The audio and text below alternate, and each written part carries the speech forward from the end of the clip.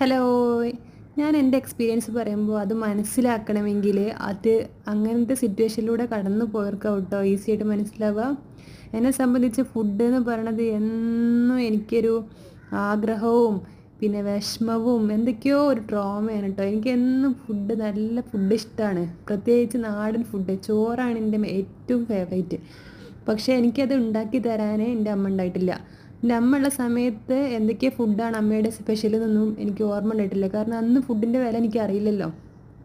അമ്മ പോയതിന് ശേഷമാണ് നമുക്ക് ടേസ്റ്റി ഫുഡ് എന്താണെന്നും പിന്നെ തിരിച്ചറിവ് തുടങ്ങിയത് ആ പ്രായത്തിലാണല്ലോ. നമ്മുടെ അച്ഛൻ നമുക്ക് ഏറ്റവും സപ്പോർട്ടായി നിന്നിട്ടുണ്ട്. നമുക്ക് വേണ്ടിയിട്ട് ഒരുപാട് കഷ്ടപ്പെട്ട് നമ്മളെ പഠിപ്പിച്ചൊരു നല്ല പൊസിഷനിൽ എത്തിച്ചു.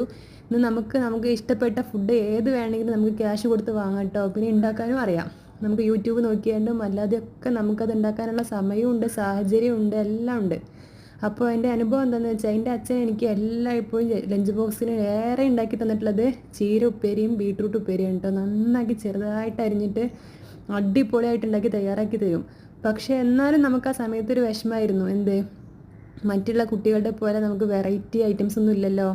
ഓണത്തിന് വിഷുവിന് പോലും നമ്മളുടെ വീട്ടിൽ സദ്യ ഇല്ല. ബാക്കി എല്ലാവരുടെ വീട്ടിലും ആഘോഷങ്ങളൊക്കെ ഉണ്ടാകുമ്പോൾ നമ്മളെ വീട്ടിൽ മാത്രം എന്താണ്, നമ്മൾക്ക് വിരുന്നുകാരും ഇല്ല, ഫുഡും ഇല്ല, അങ്ങനത്തെ ഒരവസ്ഥ.